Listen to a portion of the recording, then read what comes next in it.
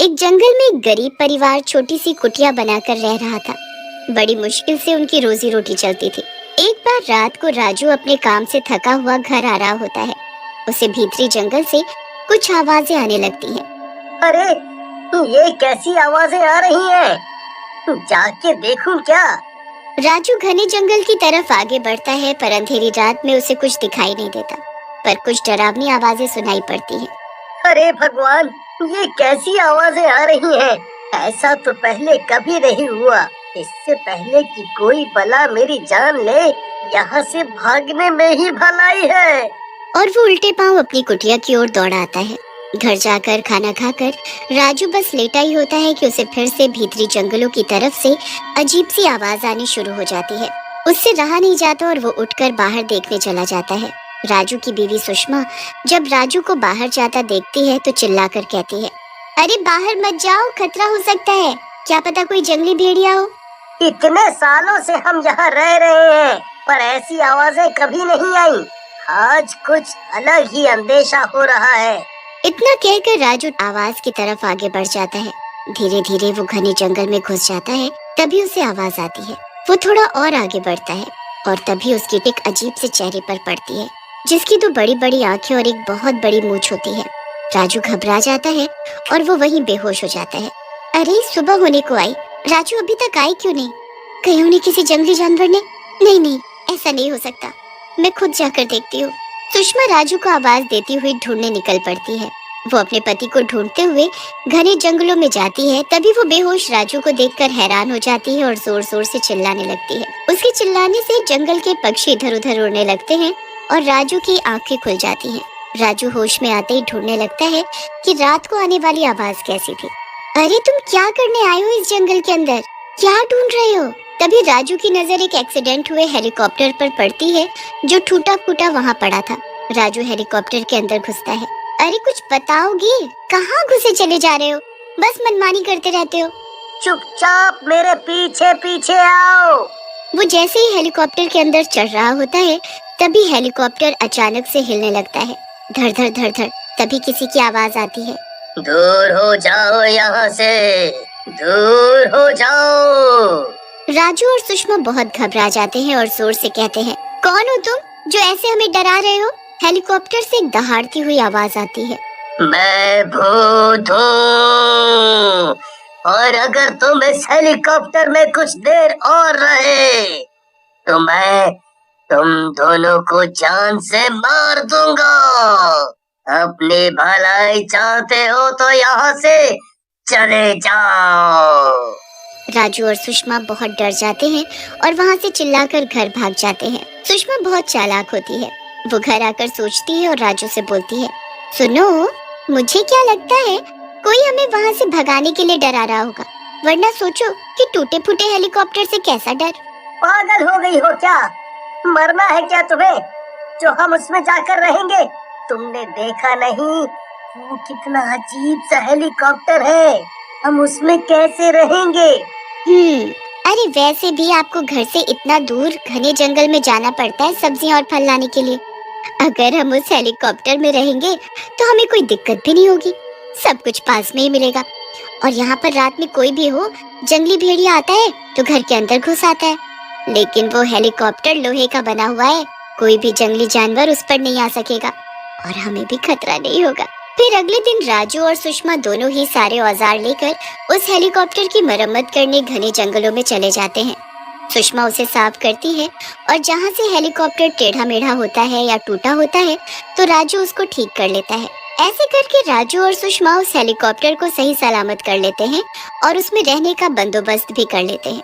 थक हार कर वे लोग सो जाते हैं उसी में, और तभी राजू के बेटे को अजीब सी आवाज आई। वो उठा और देखने के लिए आगे आया और पायलट की कुर्सी पर बैठ गया। तभी उसे एक डरावनी आवाज आती है, तुम ये सारे बटन देख रहे हो, इसको दबाओ। इसको दबाने से तुम्हें बहुत मजा आएगा और नए नए गाने भी बजेंगे। राजू का बेटा खुश होते हुए उन बटनों को छेड़ने लगता है। जैसे ही वो हरा बटन दबाता है तो एक आदमी के चिल्लाने की आवाज आती है। फिर वो पीला बटन दबाता है तो एक बुढ़ी औरत के चिल्लाने की आवाज आती है। शोर शराबे से राजू की आंख खुल जाती है और उस पर चिल्ला देता है और उसे सोने को कहता है। फिर अगली सुबह राजू काम पर चला जाता है और सुषमा भी घर का सारा काम करना शुरू कर देती है। आज मैं खाने में क्या बनाऊं? मेरे पास तो कुछ सामान ही नहीं है खाना बनाने के लिए। बच्चे भी भूखे हैं। तभी अचानक से उसके सामने सब्जियों से भरी टोकरी आ जाती है। सुषमा ये सब देखकर डर जाती है और सोचती है, ये अचानक से कैसे हुआ? ये टोकरी खुद से कैसे आई यहाँ? पर उसे अपने परिवार का पेट भरना था, तो वो बिना कुछ सोचे समझे उस टोकरी को उठाती है और उसमें से सब्जियां लेकर सब्जी बना देती है। फिर रात को, पापा पापा आइसक्रीम खानी है, लाओ ना आइसक्रीम। बच्चे जिद कर ही रहे होते हैं कि अचानक से उनके सामने कुछ आइसक्रीम आ जाती है। बच्चे ये देखकर खुश हो जाते हैं, लेकिन राजू और सुषमा डर जाते हैं कि आखिर ये हो क्या रहा है। अजी आज सुबह भी ऐसे ही हुआ था। फिर सुषमा राजू को दिन की उसके साथ घटित हुई घटना बताती है। अब राजू के मन में लालच आने लगता है। हे हेलीकॉप्टर, अगर तुम मुझे सुन पा रहे हो तो हमें आज रात का खाने का सामान दे दो। तभी अचानक खाने का सामान उनके सामने प्रकट हो जाता है। पापा मुझे आसमान में उड़ना है। पागल हो गए हो क्या?